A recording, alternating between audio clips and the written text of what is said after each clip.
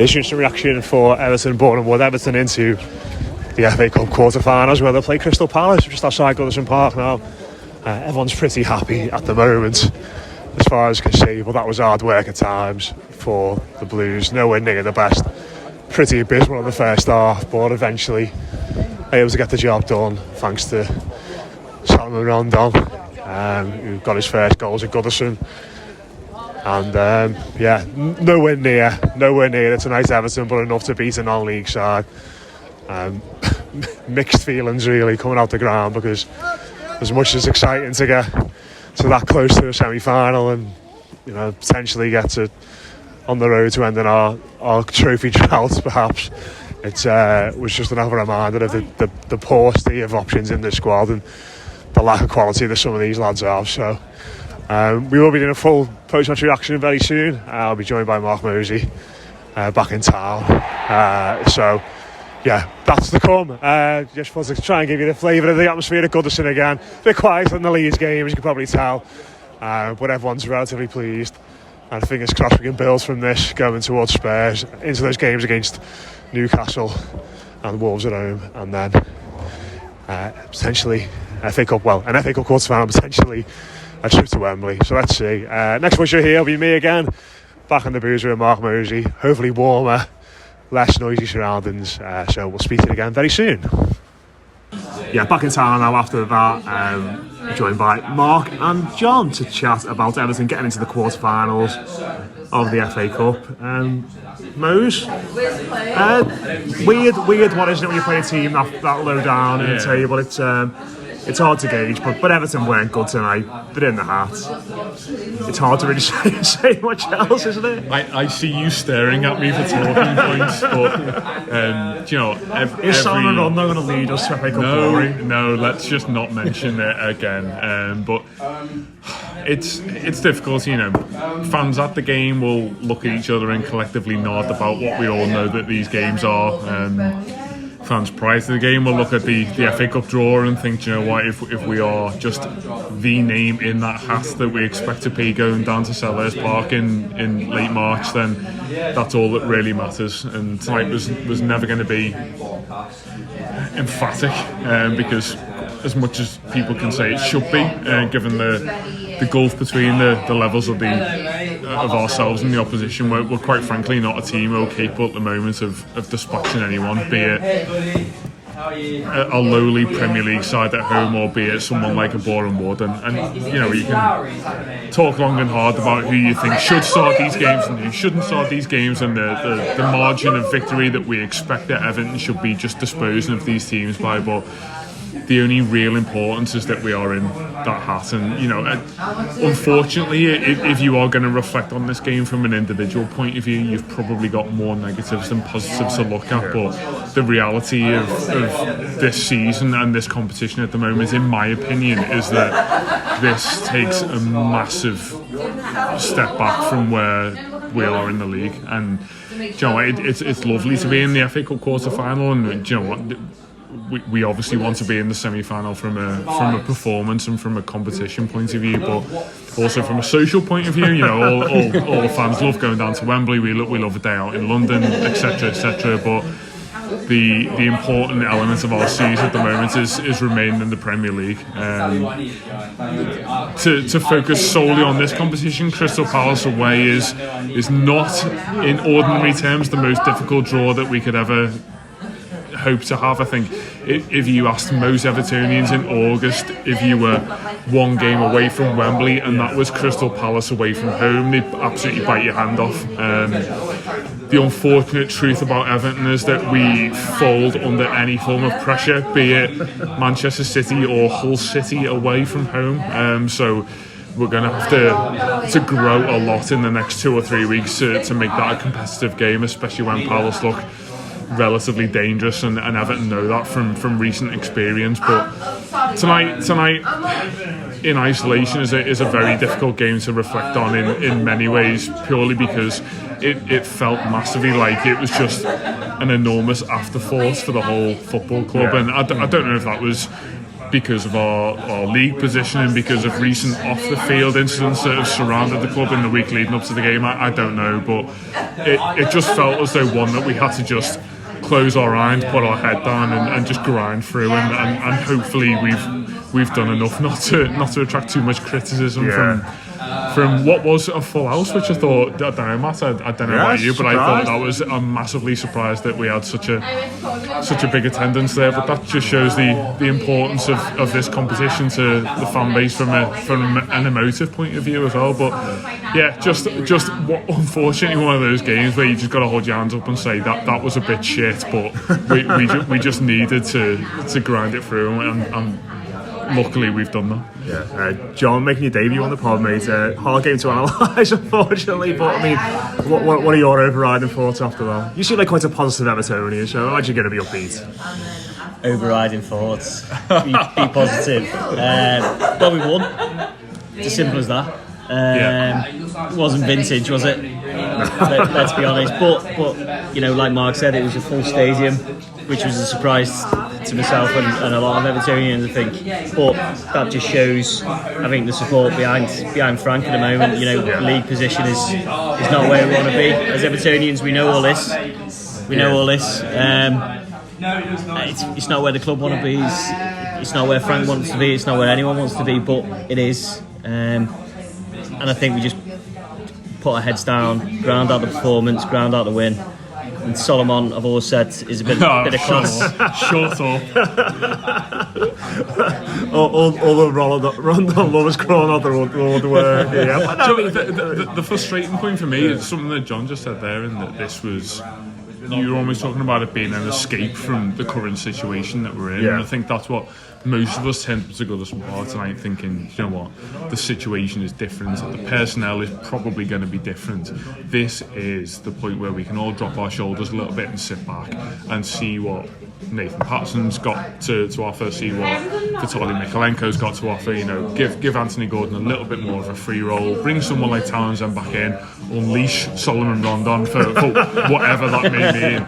But it was meant to be that big collective Goodison side that we were all just going to, in a positive way, I mean that, in terms of just taking that big breath of relief from Premier League stress. And the disappointment now sitting away from that. And you know, I use the word disappointment like we haven't won the game, and let's be honest, that was the important thing to do. But we all expected that to just be that release, didn't we? That 3 or 4-0 customary win against an ultimately terrible football team that we thought this is all just going to give us a big break. And I think that's the one point of angst really, where we think, well, we've kind of been cheated out of that a little bit. You could feel the angst building, you couldn't you, John? On like 15 minutes, I think I was looking at the clock thinking, like, how many goals up against the non-league side should we be at this point? Should we be 1-0 up? Should it be 2-0 by this point? And then when it gets to 20 and, you know, halfway through the first half and half an hour, you're thinking, oh God, here we go. And you could feel that building, couldn't you? Well, Johnson's disallowed goal, we were talking about, well, let's get off early because this is going to be 4 here. And then obviously disallowed, and we thought, oh, everyone sit down, calm down. And then I think the point is, we were always going to win. We were always going to win the game, and it was by how many. And I think, like Mark said, we always wanted to win by 4 or 5. Would have been a nice, comfortable evening. Everyone sit back, then concentrate on the league. It wasn't that, but we won. We were saying at half time, weren't we, about, you know, the one person we don't want to see tonight is Richarlison, because he is unfortunately the marker of failure tonight if we see that lad. But I think collectively we're probably thinking about a team. You know, we mentioned about the attendance in the crowd tonight, and the fact that, you know what, if that's Rafael Benitez, there's probably half as many people there. But the reality of Frank Lampard's tenure is that it's been very much built around energy from us, basically, and that was never going to be there tonight. And I think what fans probably wanted a little bit more, certainly from my point of view, is that we know the situation we're in the league, and we know the part that us as fans have got to play. And you know what, whether we big our own importance up or not is irrelevant at this stage. And what I wanted tonight was for us to sit back and think, well, do you know what? It's probably not going to have the level of intensity that a Man City at home or a Leeds at home or any of our remaining home games are going to have and are going to need. But can the team reciprocate? Can they bring that energy to the fore when the fans kind of rely on them to do that? Yeah. You know, I'm stepping back a little bit from criticising the players for not delivering that, because as much as fans we know what these games are, you can guarantee that professional football players know exactly what these games represent. You never come away from one of these games, do you? Against the lower league side and think, oh, we played really well there. It's always like it's always a bit of a battle. It's always a bit scrappy. A bit, you know, there's always changes and things don't really link up that well. And even if we won 4-0 tonight, probably wouldn't be coming away saying the exact same thing. It's never as straightforward as you think it's going to be. If I was going to pick on anything from a technical point of view, I'd say we still look a little bit. I mean, this was always going to be one of those games where Everton looked to play out from the back and, you know, build play from the very early stages, and that starts with Asmir Begovic. I think we look a little bit sluggish in that area. You know, Asmir Begovic, we all know the reason why he's in this squad, and it's to essentially fill in for nights like tonight. Michael Keane is probably someone that you look tonight at thinking, you're not necessarily the ball playing centre half, which every top Premier League team requires, but can you go and do that against inferior opposition? Jarrod Branthwaite, you haven't had a lot of game time at this level, but can you come into this level and look fairly assured? That was probably the one area of the pitch where I thought, can we just speed this up a couple of seconds? It was summarised by Jarrod Branthwaite, wasn't it, in the second half, playing a very casual pass into midfield to Boreham Wood's centre midfield, right midfield, wherever he was. Keane did that a lot as well tonight, bobbling passes into midfield. Just really sluggish passes getting cut out, and I accept that the nature of your gameplay can fall into that mentality when you're playing against lesser opposition, but it just needed that firework up the backside to make everything happen. And in a way, I was disappointed to see Nathan Patterson being withdrawn, because, you know, like or loathe John Joe Kenny, we kind of know what we're getting from that entity now. And Patterson, rightly or wrongly, was built up before this game as being the one who everyone was kind of magnified on, and we were going to learn something about. And to see him withdrawn at half-time for me was a disappointment. To see Mikalenko come off through injury was obviously a disappointment as well. But I think if nothing else from these games, you obviously want to progress, but you also want to learn. I'm sitting here an hour after the game thinking I haven't really learned anything about our players, certainly not in a positive manner, and that's probably the one thing that I'll reflect on the trudge home, and thinking, well, this was essentially just a bit of a pointless experiment for Everton tonight. Just picking up on that, I wonder whether it's a psychological intensity that it just wasn't there tonight. Like you said, you know, the Keane, Begovic, they just didn't seem to have an intensity, a will to kind of get the ball moving sharply into feet. And you look back at City and it was sharp, everyone was moving. And like you just said, as soon as Richarlison come on, he has that intensity. He's got that kind of almost like a winning mentality where his intensity is so high, and all the players around him seem to just automatically up their game, and the sharpness of their movement, they're running channels better. I mean, don't take it away from Rondon, you know, he was a star of the show, wasn't he? But like I've said, I just think there's something lacking in the I suppose the lesser games. Can you call it a lesser game? Yeah. I don't think the system helped with that. Like I think when you play a back five, you've always got that extra man at the back, haven't you? And it sort of encourages stagnant possession, where you can just knock it round, and you know, you have loads of the ball, and like Keane probably feels great playing in the middle of that back three, going, I'm just going to knock it right, it's going to knock it left, and they're sitting off, and then just take me time with all these passes, but ultimately you don't really get anywhere. It's just, you know, it felt like every time we got the ball, it was either out to Kenny, out to Patterson, cross in cleared, or out to Branthwaite, out to Mikalenko, cross in cleared, and that was sort of, we hit a brick wall in that first half. But you know, I think one player I did want to discussed last before we finished was Anthony Gordon, who I thought, I think I said to you guys on the train back, like I think he was simultaneously our best player and our worst player tonight for different reasons, but he never stops, does he, Mose? He's sort of he's got into that position now where he looks like he feels comfortable being a regular player in this team, and I don't know, I still feel like he's searching for that big Goodison moment. He scored goals for us now, but he scored 2 against Brighton in a defeat. He scored against Leeds the other week with a goal he didn't really know about. It feels like he still wants that goal where he can bang one in, slide on his knees to the Goddard Street, and soak up the adulation, because he's still not had that yet, has he? And it feels like he's searching for that still. He'll have that at Wembley. But, no, I get what you mean. I mean, I think we've seen enough of him now, and going back a few months, we were just praying for this lad to get some form of meaningful game time, which obviously he's managed to get at this stage. Technically, I think as a footballer, we know that he's capable of running the players. The one thing that I think I'm speaking for most of the Goodison crowd, is that what I wanted to see from him is that when he receives the ball out wide, which is where he normally has a starting position, when he's in a situation where he's able to square a full-back up one-on-one, he realises the situation he's in and directly attacks that full-back, which it normally is. And I think he did that at spells tonight. He did it particularly well against John Stones against Man City at the weekend. He realises his role within this team now. Certainly from that technical point of view, in terms of just finding a man, putting decent crosses in, scoring those goals as you mentioned against Brighton, all of those small elements of play are there. What I liked about him tonight is the more personable levels of his play, in terms of not necessarily character, probably responsibility is probably the better word, in that he realised that he ironically was probably one of the more senior players in the side, in terms of the responsibility that we put on him to make things happen. When the ball did find his feet, whether it was in run-of-the-mill play in the first half, or when it was getting a little bit angsty in the second half, he still picked up on the ball, still did the things that we expect of him, in terms of being very direct and running a goal, getting his shots off.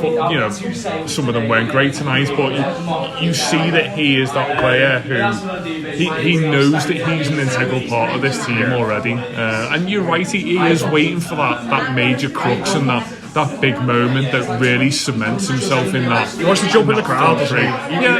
He wants to score and jump in the Goddard Street. He's still not had that yet. He's unfortunately probably having a breakthrough in the worst possible time, isn't he? Because if he is playing alongside an in-form Richarlison on one side, an in-form Calvert-Lewin through the middle, and he's making up that front three, then maybe it all feels a little bit more right. But it does feel as though he's kind of just fallen into this by, maybe saying he's fallen into it by chance is a bit harsh, but it just needed it needed that sort of rawness and that directness from a wide player, and he has certainly provided that. But it's disappointing on the other hand that we are having to look at a player like that, in terms of a homegrown lad who's got a handful of first team experience to come and, again, I hesitate to use the word rescue us, but it did feel as though anything positive that came from the game tonight was going to come through him. And as much as it's nice for him from a personal point of view, it does feel as though people like, the one I'm thinking about tonight is Andros Townsend,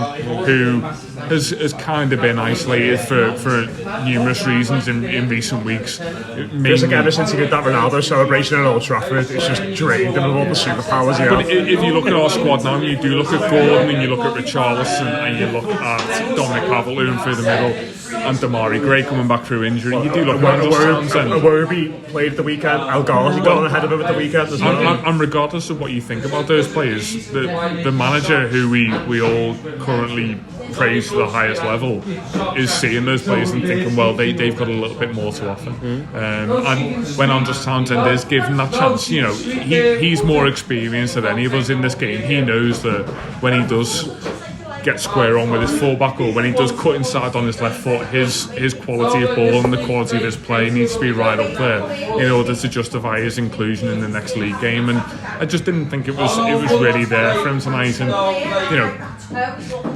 as I say, the one major disappointment is that we did have to lean on Anthony Gordon a little bit, and we did have to bring people like Richarlison on. But I suppose the joy of building a squad like this, and the joy of going out and blooding someone like Anthony Gordon and bringing someone like Damari Graham for a basement fee, is that when it does get to nights like this, we are able to make changes, and we are able to shuffle the pack a little bit. And again, it's just certainly from an attacking point of view more than anything, it's hard to really pinpoint anyone who's been particularly positive tonight, or anyone who you look at going into the weekend's game thinking, well, you haven't really stamped your authority on this. It feels as though this really will exist in isolation, this game. Yeah, and then finally as well, great to have two Parkenders on the pod, because I want a full-blown analysis of what happened with the Boreham Wood fans at the end, because based on what you two were telling me, it was fucking amazing. Apparently they were all having a big massive scrap. I mean, John, what was going on there? There's a lot of haymakers.